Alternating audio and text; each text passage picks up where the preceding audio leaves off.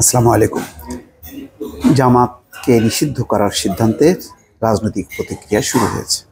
খোদ জামাত ইসলামী এই সিদ্ধান্তকে হঠকারী এবং বেআইনি বলছে। অন্যদিকে মির্জা ফখরুল ইসলাম আলমগীর প্রশ্ন তুলেছেন, কেন এখন জামাতকে নিষিদ্ধের সিদ্ধান্ত?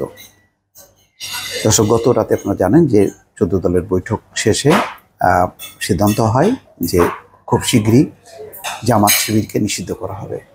তারপর আজকে আইনমন্ত্রী সেটি প্রকাশ্যে বলেছেন যে আগামীকাল অর্থাৎ রাত পার হলেই নির্বাহী আদেশের মাধ্যমে জামাত শিবিরকে নিষিদ্ধ করা হবে।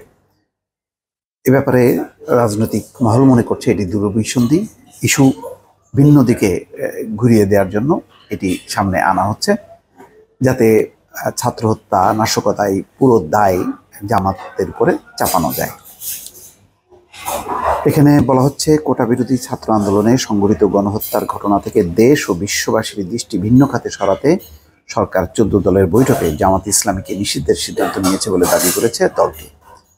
মঙ্গলবার এক বিবৃতিতে জামাতের আমির শফিকুর রহমান এই সিদ্ধান্তকে হঠকারী, এখতিয়ার বহির্ভূত, বেআইনি এবং সংবিধান বিরোধী বলে মন্তব্য করেন।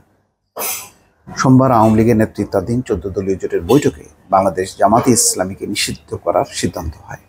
বিবৃতিতে জামাতের আমির এই সিদ্ধান্তের নিন্দা ও প্রতিবাদ জানিয়ে বলেন, 14 দলীয় জোট একটি রাজনৈতিক প্ল্যাটফর্ম।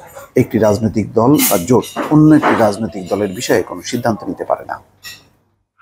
দেশের আইন ও সংবিধান কাউকে এই এখতিয়ার দেয়নি। তিনি বলেন, কোনো দল বা জোট অন্য কোনো দলকে নিষিদ্ধ করার ধারা চালু হলে এক দল অন্য দলকে নিষিদ্ধ করতে থাকবে, তখন রাষ্ট্রের শৃঙ্খলা বলে থাকবে না। যেমন সংবিধান প্রত্যেকটা মানুষকে দল এবং সংগঠন করার স্বাধীনতা দিয়েছে, সেই কথাটি জামাতের আমির বলছেন।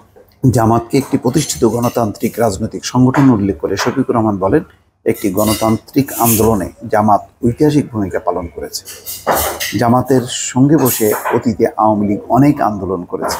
এটাও আমরা জানি যে তত্ত্বাবধায়ক সরকারের যে দাবি, সেই দাবি কিন্তু জামাত এবং বিএনপি, জামাত এবং আওয়ামী লীগ শুরু করেছিল এবং এই ঐক্য নিয়ে অনেক দিন থেকে রাজনৈতিক মহলে একটি আলোচনা সমালোচনা ছিল।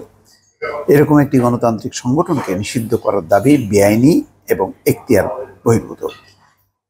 জামাতের আমির আরো বলেন, গত 16 বছর ধরে জামাত ইসলামীর উপর ইতিহাসের নৃশংসতম জুলুম চালানো হয়েছে। শীর্ষ নেতাদের সাজানো মামলায় ফাঁসি দেওয়া হয়েছে, অসংখ্য নেতাকর্মীকে চিরবিদায় দেওয়া হয়েছে, অসংখ্য নেতাকর্মীকে পঙ্গু এবং গুম করা হয়েছে। এত জুলুম নির্যাতন সত্ত্বেও জামাতকে জনগণ থেকে বিচ্ছিন্ন করা যায়নি।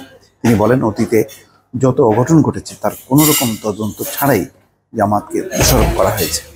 পরে প্রমাণিত হয়েছে জামাত কোনো ঘটনার সঙ্গে জড়িত নয়, বরং দেখা গেছে এইসব ঘটনার সঙ্গে শাসক গোষ্ঠী জড়িত। এবারও সরকারের সব অপপ্রচার মিথ্যা হবে। জামাতের পক্ষ থেকে এই প্রতিবাদের পাশাপাশি মির্জা ফখরুল ইসলাম আলমগীর প্রশ্ন তুলেছেন, কেন জামাতকে নিষিদ্ধের সিদ্ধান্ত? এই খবরে বলা হচ্ছে, জামাত ইসলামীকে নিষিদ্ধ করার সিদ্ধান্ত সরকার এতদিন কেন নেয়নি, এখন কেন নিচ্ছে?